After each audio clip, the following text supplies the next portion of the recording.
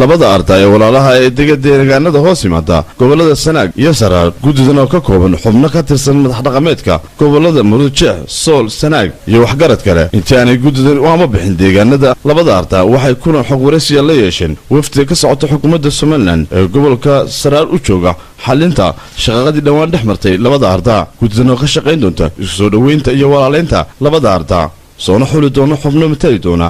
labada arday oo ka kooban min koob iyo konton oday oo qaadi doona wacdiga nabadeed ee la filayay dhawaan la saxeexo geesta kale wafdiga uu hogaaminaya wasiirka arrimaha gudaha Soomaaliya ayaa waxa kormeerkoogii labaad aqta ku soo dhigeen goobaha xooluhu ka cabaan ee deegaanada Cagaciid iyo Badweyn taasoo si nabada uga wada cabiyeen labada arday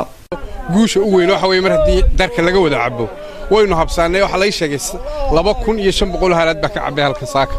marka inagu duhur baynu nimi laakiin baritan oo ku soo noqonayna wallahi waa ku faraxsanahay aad iyo aad